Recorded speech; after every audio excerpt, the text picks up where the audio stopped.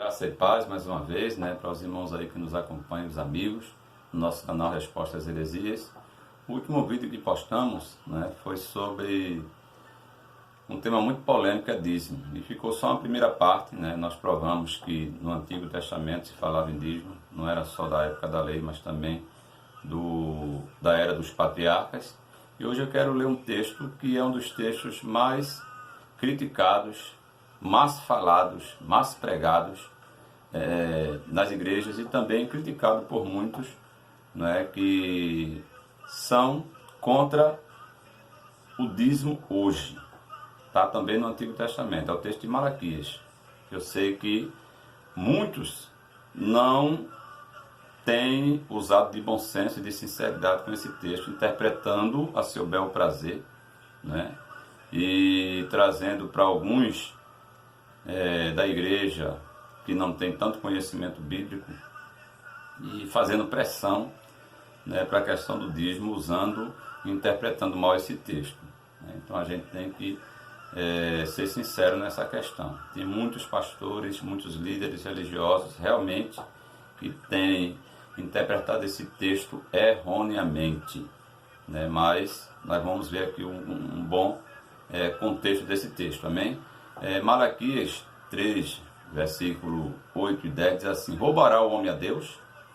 Todavia vós me roubais e dizeis: em que te roubamos? Nos dízimos e nas ofertas alçadas.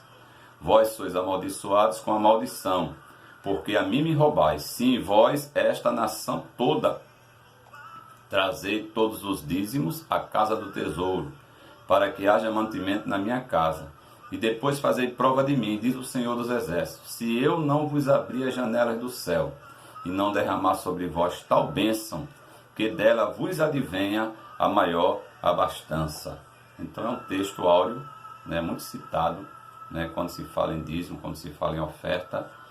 Eu poderia até discorrer sobre o dízimo aqui sem usar esse texto, porque alguns dizem assim: como é que você vai provar o dízimo na Bíblia sem usar Malaquias capítulo 3, versículo 8 e 9. Não tem só Malaquias, tem todo o Antigo Testamento falando do dízimo, e mostrando também que não era só da lei, era uma prática. No Oriente da era dos patriarcas, era uma prática de se oferecer algo a Deus, algo ao Senhor, e até a outros deuses lá, como eles faziam, é a forma de gratidão a Deus, amém? Em Malaquias aqui ele diz que a nação de Israel, que estava distante de Deus, estava numa situação deplorável espiritualmente, e moralmente, eles estavam negligenciando essa prática que passou a ser lei para Israel, que a gente vai ver que Deus fala em preceitos depois, alguns versículos, que eles tinham abandonado os preceitos do Senhor, e nós vamos ver que eles abandonaram essa prática, esse preceito de começaram a negligenciar o dízimo e as ofertas. E a casa de Deus, como eles chamavam, que era o templo da época, ficou em detrimento. Em detrimento, os sacerdotes levitas que viviam dos dízimos e ofertas, ficou em detrimento. As viúvas, os órfãos, que também desfrutavam também do dízimo e das ofertas, ficou em detrimento. O povo estava numa escassez terrível. E Deus diz aqui que eles estavam roubando a Deus, porque os 10% era de Deus, não era dele, era um preceito bíblico. Isso aqui é muito interessante a gente entender. O escrito diz: não, Deus não precisa de dinheiro, mas está aí na Bíblia, Deus está falando aqui. E alguns dizem assim: não, aquilo era Deus estava criticando o sacerdote. Não, meu amigo, está aí o texto, exegese bíblica. A nação toda, esta nação toda, a nação era todos, estavam negligenciando. Até porque os sacerdotes não tinham como dizimar. Só o dízimo do dízimo, que eles ofereciam a Deus também, mas eles viviam de dízimos e oferta. Então, era para a nação essa mensagem. Eles estavam negligenciando o dízimo, quebrando o princípio do dízimo, E Deus chamou eles de ladrão, porque eles estavam roubando a Deus. Aquilo que era de Deus eles não davam. Era o dízimo, a gente vai ver que é dízimos e oferta, que eles deviam oferecer a Deus, estavam negligenciando, como muitos outros fazem, Pessoas mesquinhas, que não sabem entender o poder da gratidão a Deus e negligencia o dízimo. Então vamos lá para o texto, né? Roubará o homem a Deus? É como se dissesse assim, Deus fez uma pergunta, né? Roubará o homem a Deus? Como é que pode Deus roubar a Deus? Aí ele diz, né? É o único texto que eu encontro essa expressão de Deus desafiar o povo e perguntar, roubará o homem a Deus? Como é que se pode roubar Deus? Mas eles estavam roubando, né? E até perguntando, como nós, em que te roubamos? Ele diz, no dízimo e nas ofertas alçadas. E aí ele diz, vós sois amaldiçoados com a maldição, porque a mim me roubais, né? Vós, toda a nação. Então, aí vem a questão das maldições. Quando nós não somos envolvidos, né, na questão de ser agradecido a Deus, de retribuir a Deus aquilo que Ele tem nos dado, é um princípio bíblico, né? Você dá e dá-se vos dá. Então você retrai, não é? E Deus, às vezes, deixa de derramar a bênção sobre a sua vida. Isso aqui, alguém diz assim, mas isso aí é um preceito. Tem muita gente usando esse texto aí para causar, vamos dizer, realmente pressão psicológica, não é? Causar medo, mas o texto, o preceito bíblico, é que quem abençoa é abençoado, não se tem como negar, independente se os pregadores da prosperidade fazem barganha com isso ou não, se alguns pastores interpretam errado esse texto, mas é um princípio bíblico, quem abençoa é abençoado, seja abençoar as coisas para Deus, né? Na obra missionária, numa igreja que se está construindo, em ajudar socialmente alguém, ajudar o próximo, uma cesta básica, uma ajuda financeira para alguém que está desempregado, seja em qualquer área que for filantrópica, social, espiritual, quem abençoa é abençoado por Deus, porque Deus não fica devendo nada a ninguém. É o texto aqui que diz. Então a nação estava sofrendo, estava padecendo, porque tinha se esquecido de voltar-se e retribuir a Deus os seus dízimos e suas ofertas, para que a casa de Deus tivesse mantimento. É aqui que a Bíblia está falando, né? Chama de casa do tesouro. Era um lugar onde tinha um departamento, não é, que eles guardavam todos os dízimos e ofertas para abençoar os necessitados e para se manter, né, manter aquela casa, manter aquele lugar de adoração do Antigo Testamento. E estava escasso, estava vazia, e Deus aí conclamou o povo para voltar-se para Ele. Para voltar-se para Ele, prometeu, né, que ia trazer a bênção de Deus. Essa questão do devorador, que o pessoal fala muito, né, que são demônios ou não são, realmente aqui o texto fala que são pragas de gafanhoto, pragas de insetos que comiam as lavouras do povo de Israel, né, quando Deus permitia, quando o povo sofria essa maldição. Então aqui não tem nada a ver com demônios, realmente não tem nada a ver com demônios, como alguém prega aí. Na verdade, a gente tem que ter cuidado na interpretação bíblica, mas a verdade e o princípio de dar para Deus, de abençoar a obra de Deus, as coisas de Deus, de ajudar o próximo, da obra social, está no princípio aí de dízimos e oferta do livro de Malaquias. E não era só os sacerdotes, não. Essa acusação não é para o sacerdote, pelo amor de Deus. Você que é teólogo, que se acha uma pessoa que conhece a hermenêutica, a exegese, dizer que aquilo ali foi para o sacerdote, uma crítica ao sacerdote, você está fora do contexto bíblico, foi para a nação toda, está aí bem claro, né? Isso aqui é muito claro e nós temos que entender isso. Bendito seja o nome de Jesus, né? Então Deus promete àquele que dizimar, que ofertar lá no Antigo Testamento, na época de Malaquias, que ele iria derramar uma bênção sobre a nação, abrir a janela do céu, né, e repreender o devorador, que eram as pragas de gafanhoto, as pragas de inseto que comiam as lavouras, e iria derramar sua graça, sua bênção sobre aqueles que ajudassem na manutenção, no abastecimento da sua casa, da casa do tesouro, né, para ajudar órfãos, viúvas e estrangeiros, os levitas que viviam das ofertas do povo de Israel, e manter toda aquela casa, o aparato, né, de tudo que se tinha ali. Então o princípio bíblico de Deus era esse. Se hoje as igrejas usam também esse princípio bíblico para tudo isso, está aprovado por Deus, meu amado. Não tem um texto no Novo Testamento que reprove a questão do dízimo. Cita o dízimo, cita. Também não diz que e ordena, mas nós não podemos dizer que Deus condena porque foi da lei, que eu já mostrei que não é da lei, é do Antigo Testamento, da época dos patriarcas, essa prática. E Deus conservou, Deus em sua sabedoria conservou para o povo de Israel, não é verdade?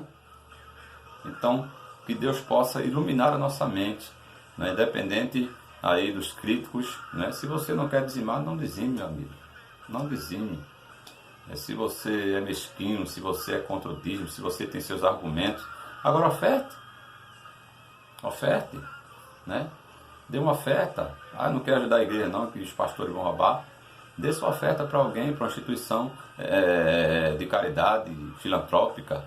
Agora lembre de uma coisa, a oferta é maior do que o dízimo. A maioria das ofertas que nós vamos encontrar na Bíblia é bem maior do que o dízimo. Agora, se você é mesquinho, tem a mão fechada, não é? Vive aí criticando, numa hipocrisia terrível contra o dízimo, e não faz nada pelo próximo, nem pela igreja, nem por um missionário, nem por alguma instituição religiosa, você tem que ficar caladinho. Amém? Então, vamos lá. Então, nós vamos estender um pouquinho esse vídeo, mas é muito interessante aqui a questão de Malaquias, né? Deu para entender mais ou menos o contexto que Malaquias vivia e que o povo precisava estar abençoando a obra de Deus. Jesus também falou, aí vamos para o Novo Testamento sobre a questão do dízimo, né? Isso aqui é muito interessante na questão do dízimo. Jesus falou com os fariseus, né? Escribas, saduceus, não sei, tinha um grupo religioso muito forte.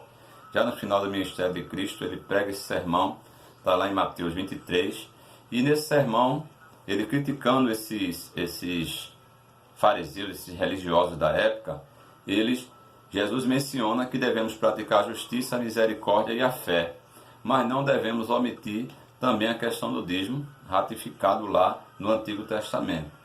Mateus 23 diz assim: ai de vós, escribas e fariseus, hipócritas, porque dais o dízimo da hortelã, do endro, do cominho, e tendes omitido o que há de mais importante na lei, a saber, a justiça, a misericórdia e a fé. Estas coisas, porém, devieis fazer, sem omitir aquela. Então, um texto que muitas vezes as pessoas interpretam errado. Jesus aqui realmente está falando para os fariseus, religiosos da época. Mas ele aqui cita algo que já era conhecido, algo que já era praticado. Se ele não citasse essa questão do dízimo da oferta que eles ofereciam em forma de gratidão a Deus, e ele fala de realmente alimentos, de hortaliças, não é? Que se dava para o templo naquela época, né? Para as pessoas que ofereciam sacrifícios. Já na época de Jesus continuava a questão do dízimo. Na época de Cristo continuava a questão do dízimo, né? Era uma prática judaica que eles aprenderam no Oriente lá, na época dos patriarcas. Deus ratificou, né, na lei de Moisés e continuou, deu continuidade. Então Jesus disse que eles deviam, não é, praticar a primeira fé, a misericórdia, a justiça, que era muito mais importante, mas também no final do texto ele se omitia aquelas, que era a questão do dízimo, né, de se oferecer a Deus, de agradecer a Deus numa prática religiosa, porque alguns tinham considerado o dízimo como uma prática religiosa, nós vamos ver daqui a pouco, né, um texto também que fala sobre essa questão. Mas Jesus não proibiu o dízimo. Aqui Jesus não diz assim, não façam mais isso não. Ele diz, façam e exerçam misericórdia, justiça e fé, mas não omitam o que vocês continuam a fazer. Isso para religiosos da época. Então Jesus, aqui nesse texto, não proibiu a prática do dízimo, nem condenou. Então se alguém condena, se alguém usa com veemência alguns textos ou interpretação errônea nesse texto, está puramente enganado. Jesus não condena a prática do dízimo de maneira nenhuma, quer queira, quer não. Depois nós vamos ver a questão também do dízimo, amém? Sobre a prática dos dias de hoje. Então Jesus aqui nesse texto, porque alguém diz assim, mas o dízimo só é visto lá no Antigo Testamento, está aqui no Novo. Jesus falando e citando, né, a questão do dízimo, não condenando, mas dizendo, não deixe de fazer, né? Continue fazendo. Agora não esqueçam que o melhor é exercer a misericórdia, a justiça e a fé. Exatamente isso, né, irmãos? Nós temos que ter cuidado de não fazer as obras religiosas e esquecer do amor ao próximo, da misericórdia às pessoas, da fé, que é muito mais importante, da confiança em Deus, na verdade, da justiça, ser justo em tudo. Vamos ver também no Novo Testamento. As pessoas não querem ver no Novo Testamento outra citação do dízimo. Vamos lá. Jesus contou a parábola do fariseu e do publicano e mencionou a prática do dízimo. Vou lá ler Lucas 18:12. Diz assim: jejum 2 vezes na semana e dou o dízimo de tudo quanto ganho. Outra expressão Jesus usando numa parábola também, criticando aqueles que se achavam religiosos, melhores do que os outros, né, porque eram religiosos. E Jesus cita aqui a prática do dízimo. Coisa interessante, uma parábolazinha pequena que Jesus citou do fariseu e do publicano.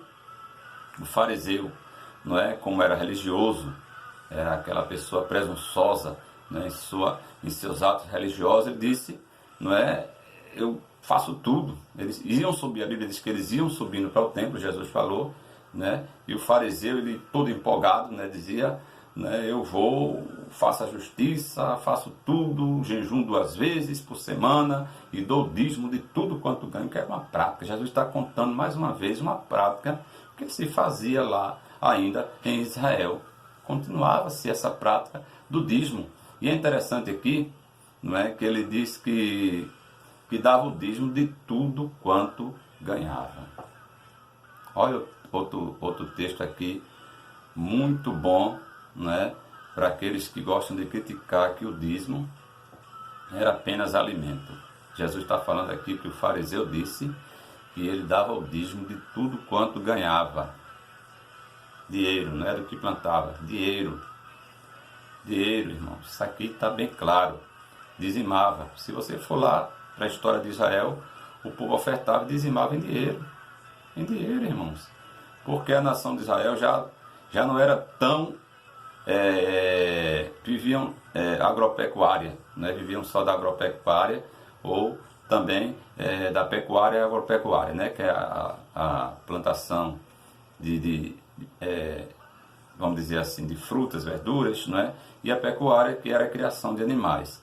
Já se tornava uma nação urbana, né? Urbana, e o povo comercializava, era dinheiro para lá, dinheiro para cá. Então o fariseu diz que ele jejuava 2 vezes, mas também dava o dízimo de tudo quanto ganhava. Então aqui a questão é que Jesus menciona o dízimo. A gente sabe que ele está falando aqui do fariseu de uma maneira negativa, né, por causa da sua presunção religiosa, mas ele está citando aqui a questão do dízimo, né, e que eles davam do que eles ganhavam, né, ou seja, do que eles tinham e ganhavam. Então é mais, né, um ponto forte de que dízimo pode ser dado em dinheiro hoje, irmãos. Ninguém vai sustentar uma obra social, ninguém vai sustentar a igreja, ninguém vai sustentar uma instituição apenas com coisas, não é?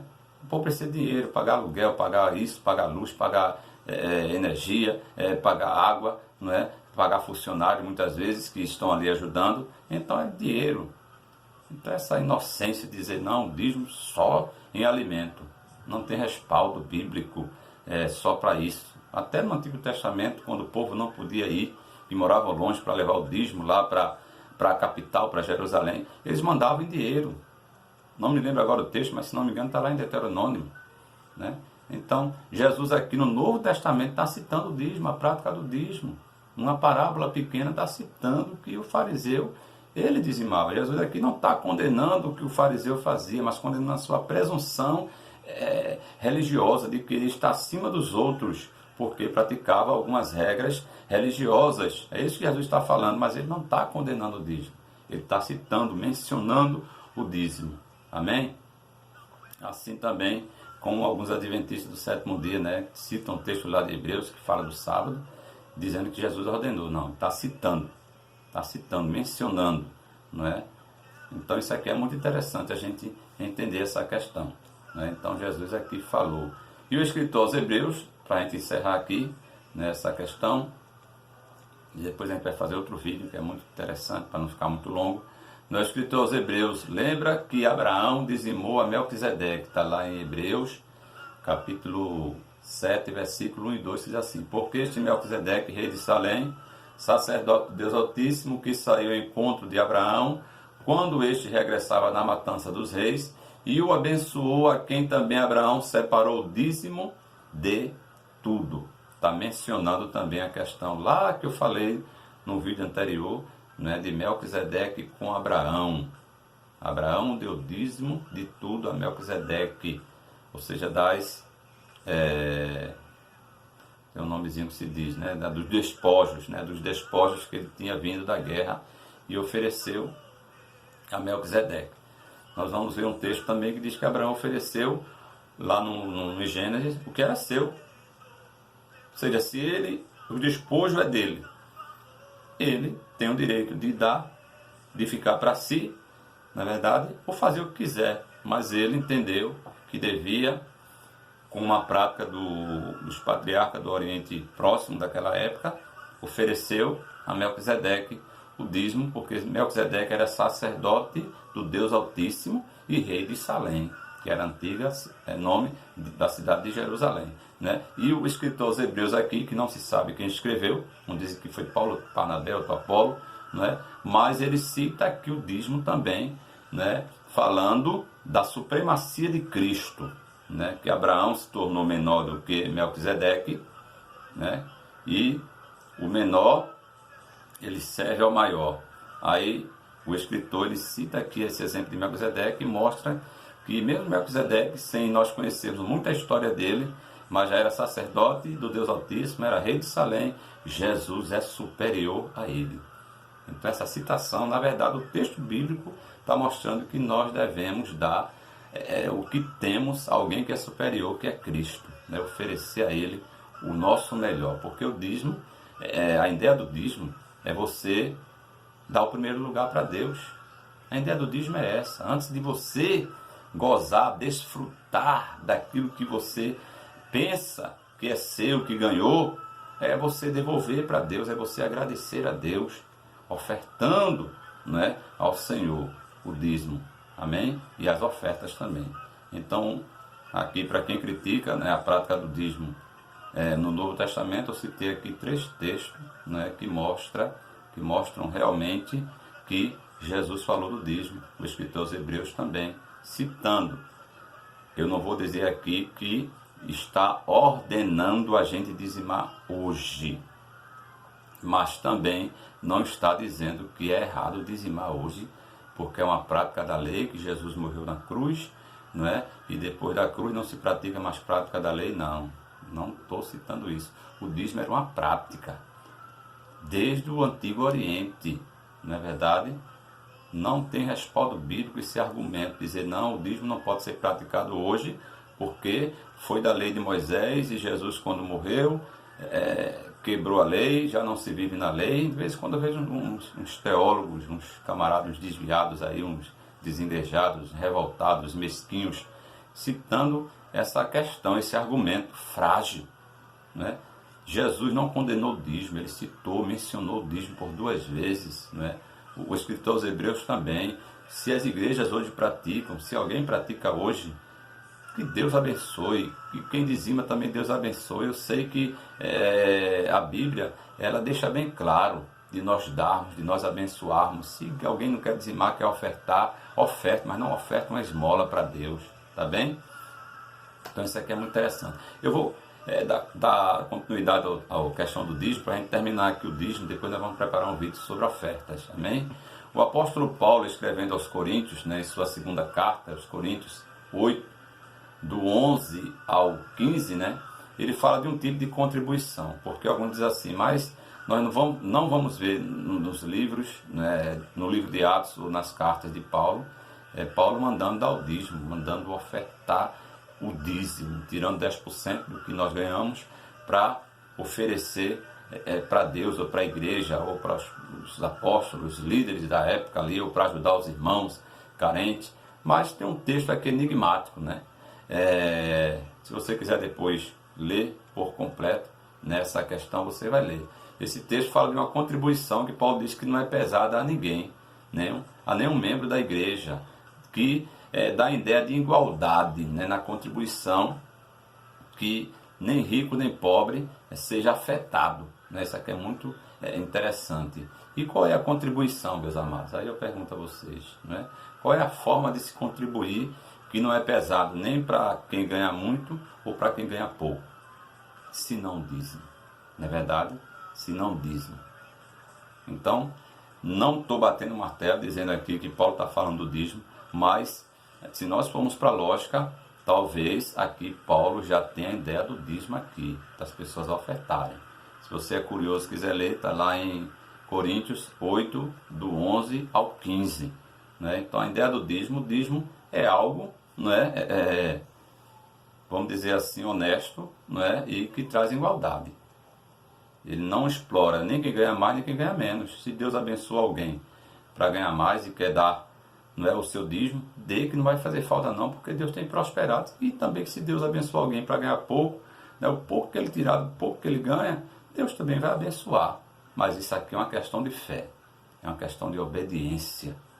Não estou falando aqui que se você não der, vai ser amaldiçoado, vai... Não, isso aqui como alguns criticam, né? Não, é uma questão de fé e de obediência. E ninguém coloca a faca no pescoço de ninguém para dizimar nem ofertar.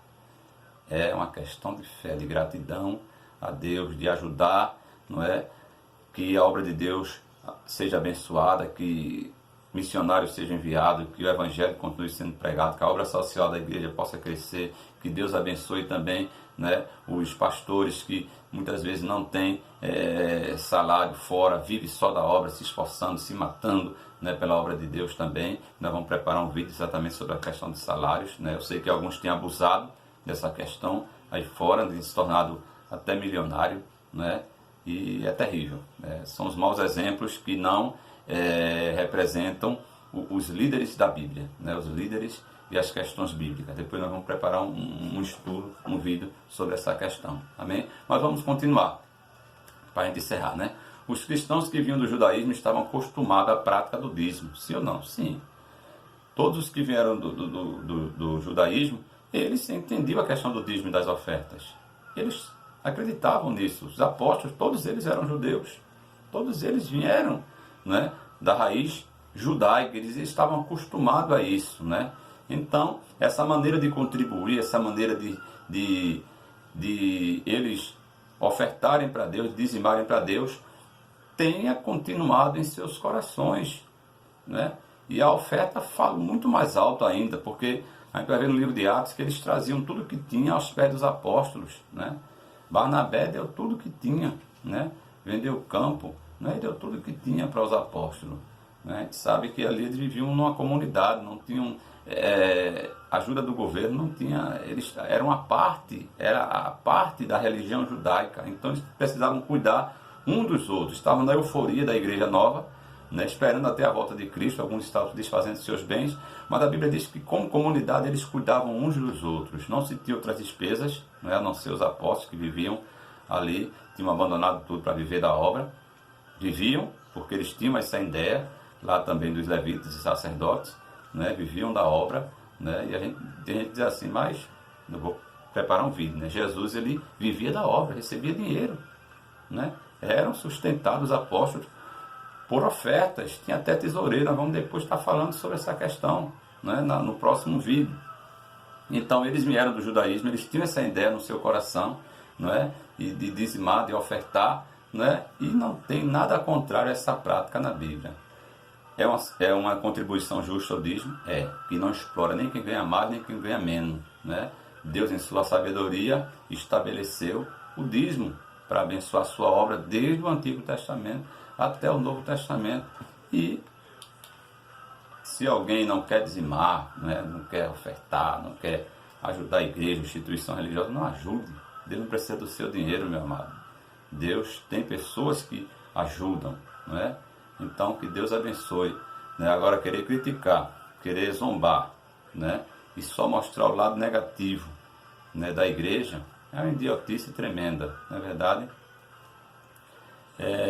E se alguém não está na igreja, está numa instituição religiosa, se serve dali, toma um copo d'água, vai ao banheiro, senta numa poltrona, numa cadeira, né, é abençoado, né, e não dizime e oferta, é um ingrato dentro de uma instituição religiosa. Porque se você pertence a um clube, Se você pertence a qualquer tipo de instituição, é sócio, frequenta ali, desfruta dali e não ajuda, você é posto para fora, você não continua ali.